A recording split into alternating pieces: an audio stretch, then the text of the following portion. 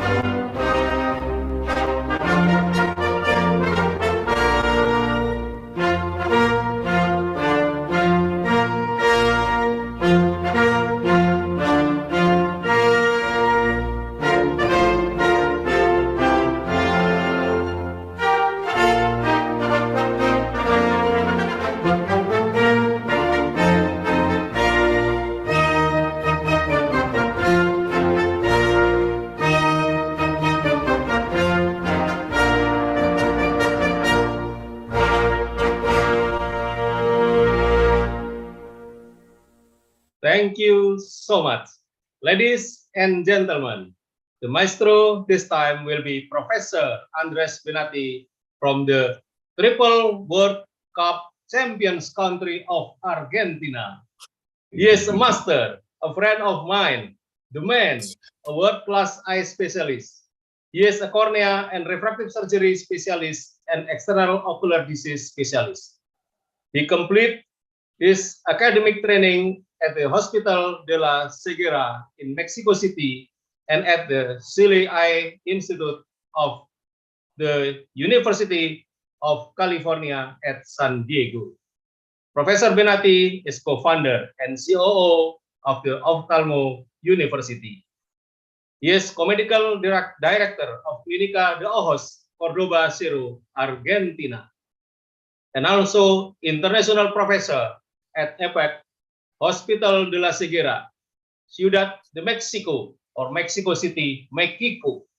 He is one of the prominent young ophthalmologists of Argentina, and he was top 10 in the Rising Star 40 under 40 power list by the prestigious magazine, The Ophthalmologist. Now, he is going to deliver the Maestro lecture to participants from many continents around the world. Wow, that is marvelous. At this very moment, he will present a very important topic with the title Refractive Surgery and Ocular Surface, a comprehensive look into the future. It will be a really remarkable topic. Now we are learning from the man who is grandmaster on this field. So be prepared. Fellow ophthalmologists, let's pay attention to Professor Andrés Benatti. So Andrés, we are counting down for you. 5, 4, 3, 2, 1, lift off. Applause. Godspeed, Andrés Benatti. Thank you so much, Gede, and all your colleagues from Indonesia. Thank you so much for having me here. What a pleasure, what a warm welcome. Very emotional to see my national anthem and my flag. And as you said, we are the champions, the soccer champions world. So we are very happy down here in Argentina. Triple. So thank you so much again for this beautiful invitation. It's an honor for me to be the 27th Maestro lecturer. So thank you so much again. And well, let's start. Okay. I'm going to share my screen. Here. Okay. Okay, excellent. Okay. Can you see me, Gede? Yeah, excellent. Perfect. We are all set. Can we start? Yeah, please. Well, excellent. Thank you so much again to all the colleagues who are connected. Thank you so much to Indonesia, beautiful country, very far away from here, but we're going to try to do something fun. And today we're going to talk about refractive surgery and ocular surgery. And we're going to try to see another point of view of the refractive surgery, because as you can see in a few minutes, we're going to have 3 pillars here in this conversation. I'm going to talk about refractive and cataract surgery. I'm going to talk about ocular surface and CVS, which is the computer visual syndrome, and also productivity. And maybe you are asking yourself, why productivity? And let me tell you that it would be very important in the future, this topic. And as refractive surgeon or cataract surgeon for us, will be very important to take account about this productivity, this topic for the patients. So let's start with some numbers. I love to talk about numbers. Let's see how many refractive procedures are globally. And as you can see, China has the big part of the cake, with almost 25% of the global procedures. Here we are talking about laser vision correction, right? Then US, United States, has almost 20%. Western Europe 15%, and for example, here in my continent, in Latin America, less than 10%.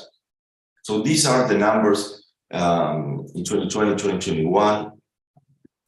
And if we see the candidate pool, the patient has, which has possibilities to have a refractive correction, and we apply a filter, a socioeconomic filter, we will find that in US we have more than 130 million eyes, no patient eyes, candidate to refractive surgery. But in 2020-21, the laser vision correction procedures were less than 800,000. In Europe, it's almost the same. The relationship between the candidates and the procedures are very low. So we have 60 million, 61, almost 62 million eyes candidate for refractive surgery, and the procedures were 500,000 procedures. So during the pandemic, we had the Dr. Wang Zheng, which is the chief of the refractive surgery department in IR. IR is the biggest chain of the ophthalmology hospital in China, in the world maybe. And he presented this incredible work about big data analysis in myopia surgery in China. So he showed us a result of more than 1 million eyes. And this is just data from 3 years. Can you imagine that? 1 million eyes with surgery in just 3 years. And of course, all the hospital of this ophthalmology change. So what kind of surgeries these people got? Well, LASIK was the most commonly performed refractive procedure, more than 50%. Then was SMILE, almost 32%, and the third most common procedure was ICL with less than 11%. PRK was the fourth procedure with less than 6%. And this is very important because LASIK is still being the most popular procedure today. But if we see the patient distribution by occupation, it's very interesting to see that 42% of the cases of these million eyes are students. So we can imagine that if they are students, we're talking about people from 20 or 40 years old, the millennial, right? Then business and service industry and professional and technical person are the other categories. So this is very interesting because we have to think with what kind of patient we have in the refractive surgery market. Sorry, here. Well, this is the same. Okay, this is a great question that we have to do all the time. Where is the market going in refractive surgery? We had a very, I don't know if you remember, in 2008, there was a huge economic crisis in the US. So that year was one of the worst years in talking about refractive surgery procedures. But in 2020, with the pandemic, was very similar, right? We have a decrease, very notable in 2020, but now, until 2026, we are looking forward to seeing a very rising, right, of the procedure. So the market will grow very, very fast. In fact, for 2026, we're looking forward to have almost 6 million of procedures globally, right? Go from 3.6 to 5.8 million procedures. That is a huge number. And the global refractive surgical industry will move or will make $20 billion for 2026. If we compare with 2021, the number was $8.5 billion, right? Market Scope expects revenue at the manufacturer level to grow from 1.6 billion in 2021 to 2.3 billion in 2026, for a compound growth rate of almost 8%. So what we are seeing here, that the refractive surgery market will grow, as just said, very fast, and we have to prepare for that as refractive surgeon. This great paper published by Karen Rocha from Brazil, which is in US, working, and Matthew Bickford, they said that the refractive surgery consultation has significantly reduced in the pandemic time era, but however, today the volume is rebounding very quickly because of many different factors, lifestyle, health, financial factors, etc. And the Refractive Surgery Council reported the laser vision correction procedure volume from the first quarter of 2022, last year, has an increase of 5.3% if we compare with the other quarter in 2021. And that data comes from LASIK, SMILE, and PureCare. So China will be the largest and fastest growing market in total procedure volume in 2020, growing at 50% per year. That's a lot of patients. So in 2025, from 2020 until 2025, they will grow at 50% per year.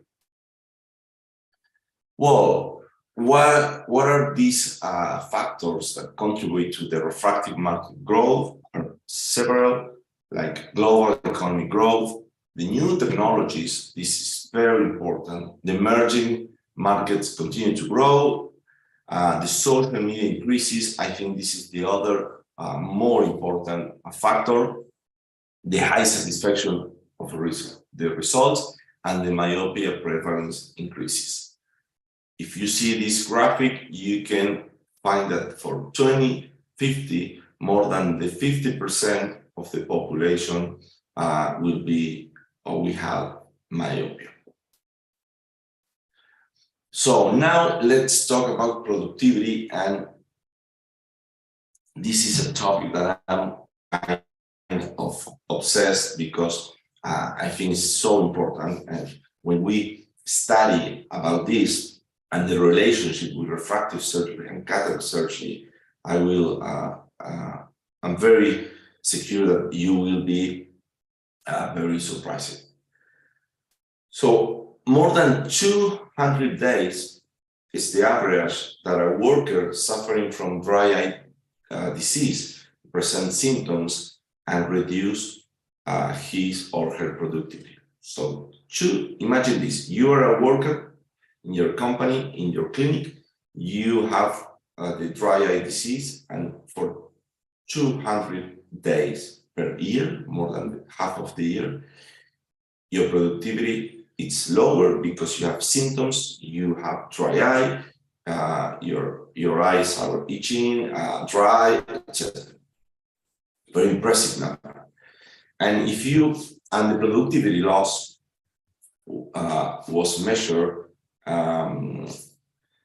in comparison with the different levels of severity of the dry eye syndrome. If you have a mild dry eye, you will have a lost productivity of 11%, moderate dry eye 18%, and severe dry eye 35%. That is a lot of productivity loss. This is a very important number because it's too much. Let me show you a very good example of this. This is in Japan. This is an amazing paper where it showed us that in Japan, the productivity loss could be almost $15 billion per year, between $9 and $15 billion. Why is this? Well, because in Japan, there are more than 55 million office workers who use personal computers at work. So if the incidence of dry eye among visual display workers is 23 and 32%, with a cost per worker of more than $700. This is at the numbers, almost 10 or 15 billion dollars of productivity loss. So for the government, for the health system, this is a lot of money. But if we can see here in the graphic that you have, if we treat this patient, at least 10% of the patients who are suffering dry eye, we will save almost $1.5 billion. And if we treat 50% of this patient, we can save more than $7 billion. So as you can see, the numbers around productivity are huge, very, very. I have some question here. Okay. These numbers are huge, and it's our labor, it's our responsibility as a refractive surgeon or cataract surgeon to try to treat this and try to decrease these numbers. In Canada, you can see here the cost of dry eye disease are very important too. In this paper, we can see the direct cost and the indirect cost. And if you have a patient with severe dry eye, the cost for the government and the health system will be more than the $25,000 per year. Take a look at this. This is very interesting. This is the impact of the disease on their lives, right? And people with dry eye disease severe, the impact of this disease on their life is similar to an angina, right? And if we see the questionnaires, these people with severe dry eye, they score the quality of life similar to have to be in the hospital with a dialysis or a hip fracture. So can you imagine this? Severe dry eye, talking about quality of life, it's similar to have dialysis in the hospital or a hip fracture. It's insane. We can see also the SF36 scales, the different impact of the dry eye in different scores. For example, role physical, bodily pain, general health, vitality, social functioning, role emotional, and mental health. You can see this bar, the severe patient are very affected in all these areas of their life, like mental health, role emotional, role physical functioning, and general health, vitality also. So this is why it's so important to treat dry eye and to avoid to produce dry eye after surgery. Let's talk about computer vision syndrome. For me, this is another very important point, apology for the future. I think that in a few more years, we're going to have like another pandemic with this CVS, because all of us, we are working many years, many hours, per day with the computer, the screen, cellular, laptops. So we're going to have a lot of people suffering this. In fact, today, the estimation is 60 million of people suffering CVS globally, and that there is that 1 million new cases each year, right?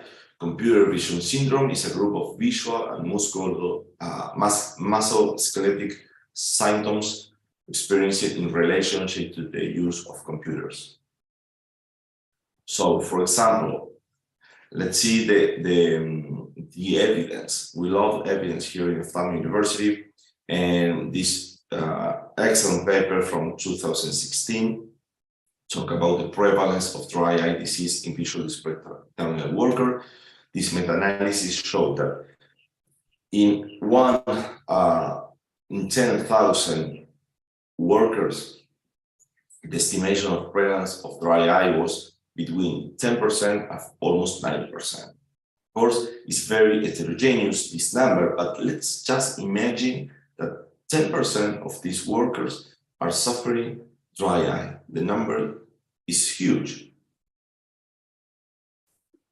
In patients with CVS, during 1 year prevalence of this pathology, this syndrome, actually, the population of this study is almost 70% of these people, they report CVS. And the first symptom of CVS was headache, 45%, and dry eye, 31%. So dry eye still being the second most important symptom in CVS. If we see the prevalence of this syndrome in different countries, we can see how high is the prevalence in most of them. For example, Saudi Arabia, almost 70%. If we go to Spain, 69%. China, 58%. Let's see, Brazil, here, very close to here in Argentina, 33%. Thailand, 81% of prevalence of CVS. So we are really seeing an increasing of this number of people suffering CVS.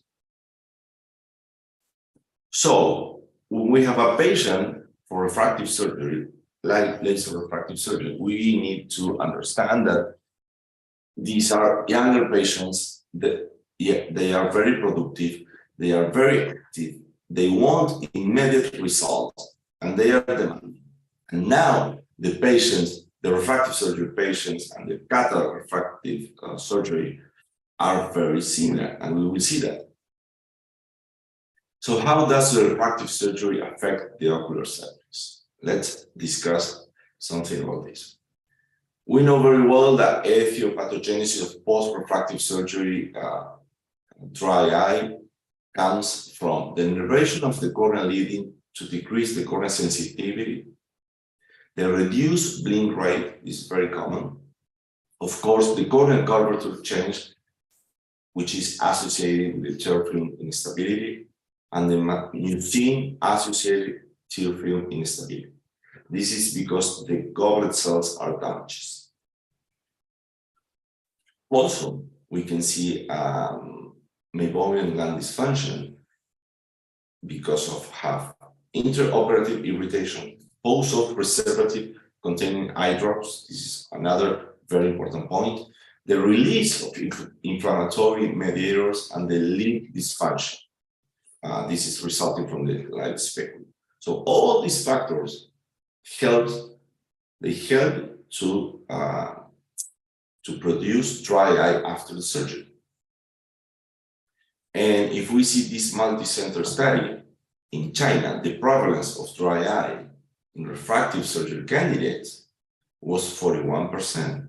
So watch out, 41% of the candidates for refractive surgery, they had dry eye before the surgery, of course. So we can assume that dry eye is the major risk factor for developing severe dry eye after the surgery.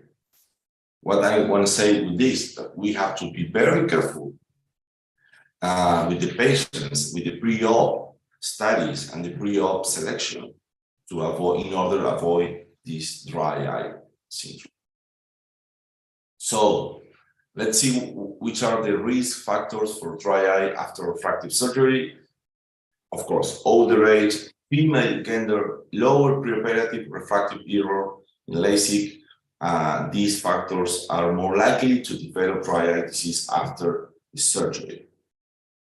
And in this study, when we see the dry eye post-surgery, the prevalence was, the incidence was 6%. Again, this is a very high number. We have to reduce this number because these patients suffer a lot after the refractive surgery. And our patients come to us to get a solution to the problem, not to buy another problem after the surgery. So, according to this study of Torricelli at his group, 3.7% of the patients had contraindication of refractive surgery, LASIK or PRK, had severe dry eye syndrome. Of all the patients with this group reject for refractive surgery, almost 4% of the cases was by dry eye disease, which non-respond to treatment. So this is another important point. When we are talking about this, a lot of colleagues ask us about LASIK or SMILE. Well, this is a very important point because SMILE, I'm not a SMILE surgeon. I have very low experience.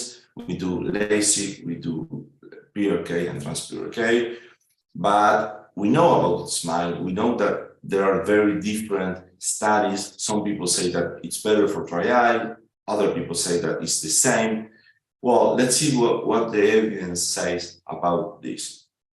SMILE in this study of 20 months of follow-up, this is very important, the time of follow-up between SMILE against LASIK, femto LASIK in high myopia. You can see the graphic after 20 months, right?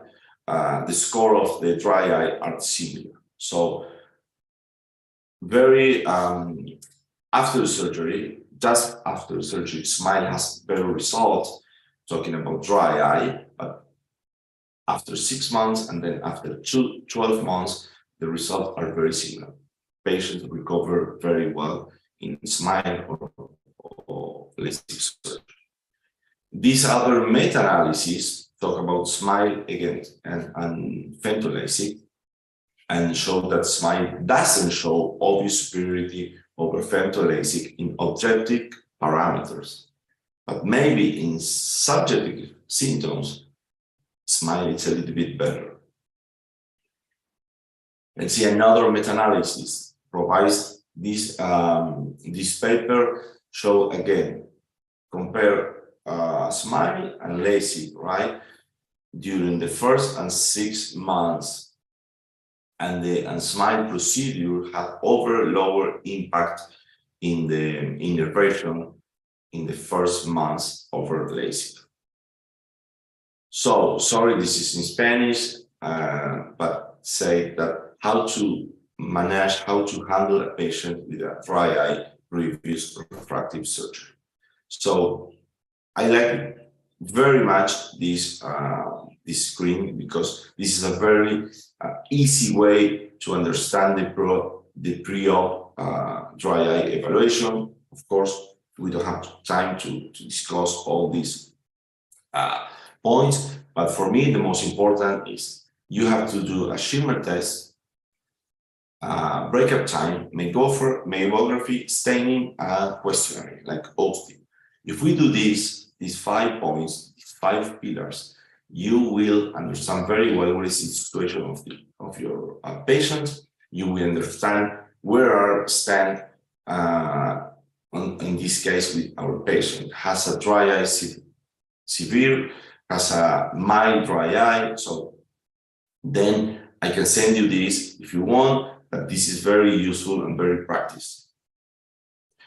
So in our clinic, when we talk about diagnosis, we have a Sirius Plus, which has a great platform of dry eye for diagnosis of dry eye. Now we are working with the tear check, HD analyzer, and of course we have our own laboratory. The treatment for these patients, we know very well. We have 4 pillars: topic, oral, mechanics, and habits. Of course, this patient has to understand that we have to combine all these 4 topics and see what is the best option for his condition or her condition. What about devices? It's very important also as a useful tool to treat the dry eye. This graphic shows that globally dry eye treatment devices right now, the combination between IPL and meibomian gland dysfunction is the most important, has the biggest part of the market. In Argentina now, we're combining Rexonide and IPL. Rexonide, it's a third device here in Argentina. We're doing the first protocol here in the country. We're very happy with the result. It's basically quantum molecular resonance, which is an electrical signal with specific frequency that is applied to the eye surface through an electrode, like a mask. You can see the picture here on the screen. This produces the stimulations that produce the natural generation of the tissues and cells, active the metabolism of the cells. Well, what's happened with the cataract surgery? Because we were talking about refractive laser refractive surgery, but we have to think also in our patient, how does cataract surgery affect the ocular surface? And again, we have different patients. Our patients are changing or are already changed. We don't have more, the cataract surgery is not for that grandpa, little grandpa who is in the house all the time. Now we are doing refractive surgery because we have younger patients, again, productive, very active. They want immediate result. They want to see all the distance, right? They're very demanding and they don't want to use glasses. So this is the new prototype of cataract surgery patients. So let's go back to the evidence. The most important here, this study, this meta-analysis and systematic review show that 37% of the patients without pre-existing dry eye syndrome, developed dry eye syndrome following cataract surgery.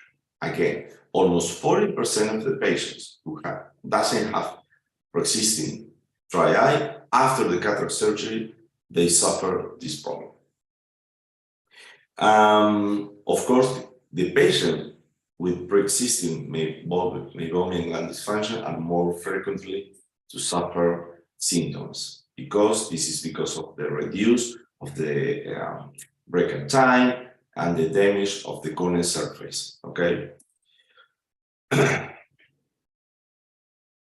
Again, the same factors for meibomian gland dysfunction is the same: intraoperative irritation, post-operative containing eye drop, release of inflammatory mediators, and lid dysfunction. For the lid speculum, maybe these symptoms in patients in older versions are more severe, right?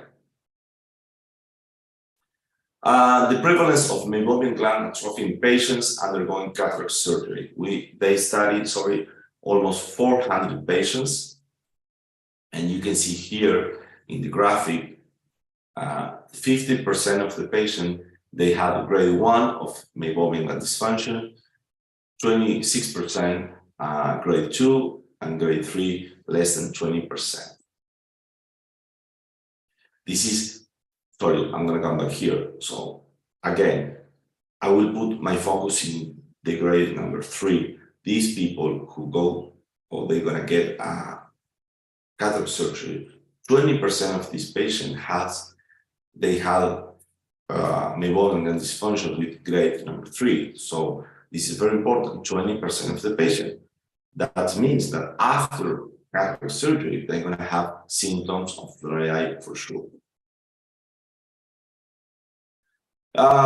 In this paper, we can see the result of the observation of influence of cataract surgery on the ocular surface. And it's very important because symptom and score decrease after 1 month. And actually, this is coincident with after 1 month, we stop the eye drops, right? Post-operative dry eye drops.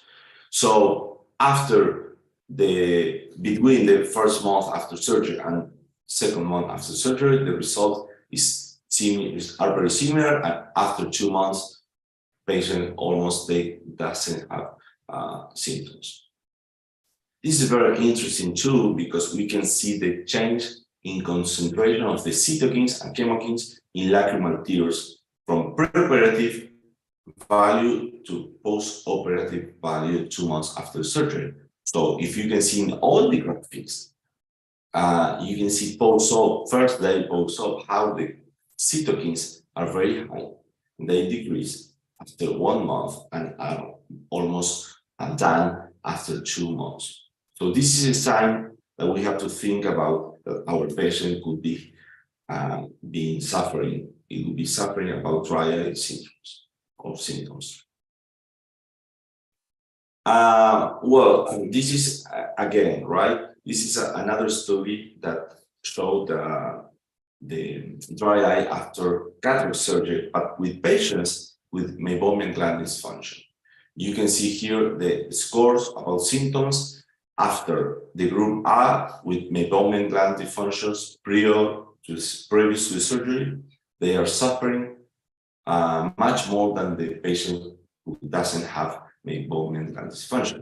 At the day number 30, 1 month after surgery, patients without dysfunction of meibomian gland, as they have more better results. And in the breakup time, it's the same. You can see the red line, how the patients recover very soon after 1 month after surgery. The levels are very similar to pre-op, but the patient with meibomian gland dysfunction, after 30 days, they still suffering low breakup time. What's happening in the tear film and the ocular surface after surgery? Well, globed cells, they are suffering after 3 months post-op. And this is very important because we produce a circle of damages in the ocular surface. Corneal sensitivity, 1 month post-op, and breakup time, as we can see, 1 month post-op. Femtolaser. Well, what's happening between femtolaser, cataract surgery, and ocular surface? This is a very important point also. If we compare flax and phaco and normal cataract surgery, flax has a tendency to dry eye in the early postoperative stage. This is maybe because when you use femto, we have to apply the interface in the ocular surface, and we can damage the ocular surface, the global cell, etc. But dry eye impact was approximately the same in flax and manual cataract surgery at post-operative 3 months. So at the beginning, again, flax could produce more ocular surface symptoms, but after 3 months, it will be the same. What's happening when we have a cataract surgery with a patient with dry eye disease, like cyclotrypsin conjunctivitis, meibomian gland dysfunction, or Sjögren syndrome? Well, after 5 weeks, after almost 2 months after surgery, you can see here the best corrected visual acuity. It's very good in all these pathologies, right? So again, this very important question, how to manage patients with dry eye prior to cataract surgery. And here are very interesting points. Weeks or days cataract surgery, we have to avoid NSAIDs, we have to avoid PAC containing eye drop, we have to change pre-op antibiotics. At the time of cataract surgery, we have to try to limit the amount of anesthetic eye drop, we have to limit the microscope light exposure. So there are very different point of factors that we can avoid to try to improve our ocular surface after the surgery. This is a very, take a look at this. This is a very paper from Dr. Hovhanessian from California. They studied the effect of cyclosporine treatment on accuracy of pre-op biometry and high order operation in dry eye patients. So when they have patients with cataract patients with a corneal stain positive and breakup time less than 10 seconds, they they do a biometry pre-treatment, right? Pre-cyclosporine. They use 1 month cyclosporine, and then they do again all the exams all over again. Then the surgery, and then measure the refractive outcomes. Okay, so take a look at this. Before use cyclosporine and after use cyclosporine, you can see that the result patients with worse than 0.75 diopters was 30% after use cyclosporine and 5% after use cyclosporine. So this is very important. These are great results because within 0.25 diopters, the percentage was 41% before use cyclosporine and 47% after use cyclosporine.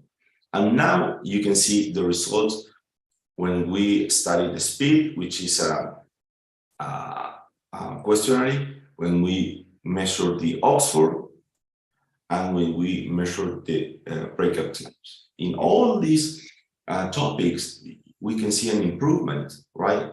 In comparison after use cyclosporine and, before use cyclosporine and after use cyclosporine. So, for example, the questionnaire, the lower results before use cyclosporine was 39% between 0 and 5. Which these are the best patients with almost no symptoms. But after use cyclosporine was 63%. It's a lot of improvement. It's a great improvement. Before use cyclosporine, 47% of the patient has grade 0 of Oxford positive. After cyclosporine, 56% of the patient had grade 0 of Oxford study.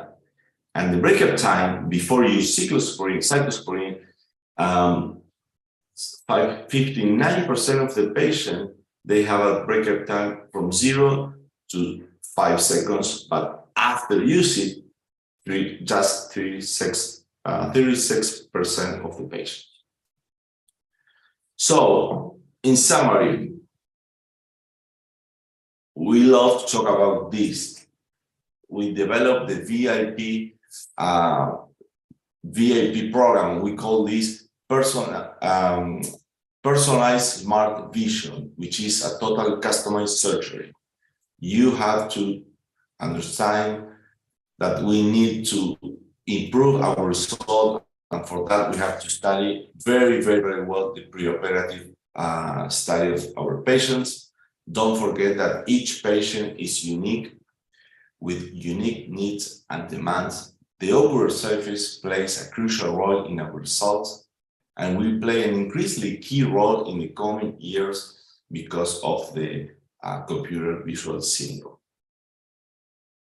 So, a better understanding of the prevalence and effects of dry eye disease post-refractive and cataract surgery will help us to have better prediction and management outcomes, alleviate the negative questionnaires of life, and decrease the socioeconomic consequences. Before we finish, I want to invite you all guys to be part of Tambo University. You can follow us in our channel of YouTube or Instagram, because we have very good content, educational content for you. Thank you so much. It has been an honor to be here with all of you. Hope you like this talk, and I'm going to be here for your questions. Thank you so much, Professor. What a lecture, Professor Benatti. That was phenomenal. Thank you. Thank you so much. We are just on time, so I try to be very respectful with the time. Hope you really like this talk. Gede, thank you so much for the opportunity. It has been an honor for me to be here with all of you. First time in Indonesia for me, and hope this is the first of many. Thank you so much. Thank you so much. Gracias. Fellow ophthalmologists, now we are approaching the question and answer session. So, Andrés, okay. I will read each question for you. The first question from from Colombia. Dear Professor, regarding the future of refractive surgery, do you have any prediction or specific vision of any improvements in refractive surgery? Thank you. Well, I think the future of refractive surgery goes to the total personalized refractive surgery. As I just said at the final of the presentation, I think that has a huge future. Laser refractive surgery has a great future, but we have to prepare ourselves as a refractive surgeons. We need to study, we need to practice, because as you can see, patients are very demanding. Patients are very strict with the result, and it's our labor, it's our responsibility to give them good results. But I have no doubt that we're going to have a great future in refractive surgery. All right, thank you so much. The next question from Myanmar. Is it true that LASIK can reduce the severity of headache due to iophatic myopia? Thank you, Professor. Well, that is not for LASIK, just LASIK is for refractive surgery. If you reduce and improve the myopia with a PRK or a SMILE or an ICL or a LASIK surgery, you will improve the vision of that patient, and of course you will improve the headache or other symptoms and other symptoms. Thank you so much, Professor. The next question from Indonesia. Dear Professor, would you like to share your experience how to avoid and to treat GED after cataract surgery and LASIK? Your special experience. Thank you in advance, Professor. Oh, okay. Can you repeat the question, because there was an interruption? Sorry, I couldn't hear. Okay.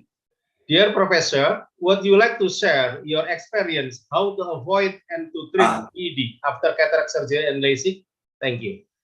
Thank you. Thank you so much for all your questions, guys. Well, we have to try to use no preservative eye drops. This is very important. As you saw in that slide, there are very things that we can do during the surgery. Example, try to avoid the exposition to the microscope, try to avoid an excess of using anesthesia, and then a very careful follow-up, and then you have to use preservative-free eye drops and try to be very careful about it. Just that. And of course, it's very important the pre-op, right? If we have a patient with dry eyes disease before surgery, we have to treat this patient before going to the surgery. The next question is similar with the previous question. Maybe this is what should we do during cataract surgery in the terms of step-by-step of the surgery to prevent post-operative DED. Thank you so much, Professor. Well, practically the same. We have to try to take these habits. We can call them habits, or to have in mind all the time that dry eye disease after surgery is true and could be a problem if we don't think about it. This is a good question. Thank you so much, Professor. The next question is from Dr. Majidah Rias from Pakistan. Hi, Professor. Yeah. Does ICL affect ocular surface? If someone has dry eye, which procedure would you recommend? Well, ICL is a very good surgery, and when we have a patient with ocular surface problem, because it's very short, and in this surgery we don't manipulate a lot the ocular surface, so this is a very good option. If we are thinking in laser refractive surgery, I would think in PRK. We like more PRK when we have a patient with dry eye, but ICL is a nice option if you can do it. Thank you so much, Professor. Would you like to open the question and answer, Professor? Yeah, I'm reading the questions. Long question. Yeah, no Yeah. problem. Okay. I can read it here. This colleague is asking about the computer visual syndrome and how to provide counseling to the parents. So because the children are all the time with the computer, and considering especially since the pandemic, screen time elementary school children has increased significantly. This is another great question. Thank you so much for asking me this. Well, I have to be honest, I have no answer about it. And this is a very topic for discussion. I don't know how we can do, because now little boys, children, they have a lot of exposure to the screen. It's true, in the school, with the homework. So that's why I said that we're going to have a huge problem in the future. We are seeing dry eye syndromes in very young people, including little guys, little children. So I think we have to be very careful with this. We need to talk with the society about this problem that we can have, because it's not normal to spend 12 hours, 14 hours in front of a screen of a computer. More if we talk about children. We need to try to use the 20/20 rule for all of them. We should do we should educate the professors in the elementary school to try to avoid all this exposure to the computer, try to do more outside activities. You know that the myopia is another problem with these children, that they are all the time on the screen. So we need to try to change a little bit more, come back to the basics. Let's come back to the basics and do activities outside. Thank you so much. So exciting. The other question, yeah. The next question from Dr. Morteza Murtaza Vifart from Iran. What is your preferred keratorefractive surgery in patient with mild dry eyes, LASIK smile, or PRK? Thank you, Professor. Well, I would say in this case, PRK. Yeah, I feel more comfortable, more quiet if a patient with mild dry eye with a PRK, because I want to try, and I will try to avoid the cut of the cornea. Even when we see the study that after 6 or 12 months, the results, talking about dry eye, are the same, but I would avoid these first months with symptoms for my patients, right? Because the experience could be worse for this patient. Even when the visual result is incredibly good, the patient will feel, they feel bad because they have dry eye. Even when we say, you have to wait, you have to be patient, in 6 months you will be okay. It would be difficult for the patient to understand this, so let's try to avoid it. And in that case, I would prefer, I'd rather PRK. All right. Thank you so much, Professor. So fantastic. Many questions. No, thank you so much to your audience. Yeah, great it's my pleasure. It's my pleasure. I love to do this. I love to do this. Thank you so much for the questions. It's a pleasure to me to be here. Your audience is great, very participative, and hope you really enjoyed this talk. And again, whenever you need me, I'm going to be here.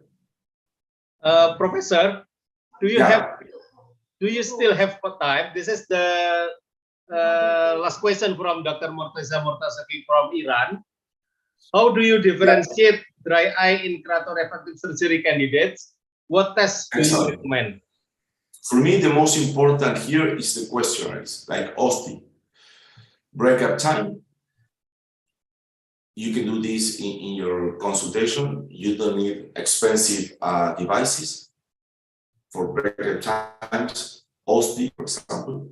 Then, if you have some devices, I would recommend mammography, right? And shimmer, but well, now with mammography, OSD, and breakup time and staining of the cornea, you can have a good all the picture of these patients, right? So you will be fine if you do this exam. You don't need the best devices for dry eye diagnosis. I use it. I'm very useful for me, the tear check or the Sirius or the whatever. But if you don't have it, don't worry. You can do good ophthalmology without them. All right, great speaker, great audiences, so incredible. All right, well, yeah. Thank you so much. Yeah, Thank you so much, Professor. Here we are, spreading love, care, peace, and tranquility on earth. Thank you so much, Professor. Thank you. And happy birthday to you. Feliz cumpleaños, Professor. Thank you so much. See ya soon. See ya. Muchas gracias. Viva Argentina, champion of the world. Let's go. Thank you so much, Professor. All right. All right, everybody. Thank you so much for your great attention today. Furthermore, the certificate for this webinar will be sent hopefully before 2 weeks. And our next Maestro lecture will be with Professor Sudarsan Kumar Pokar from New Delhi, India.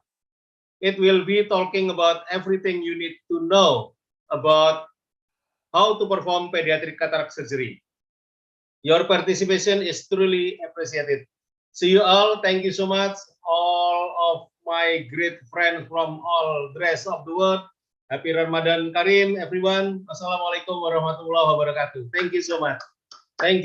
You rock. Thank you.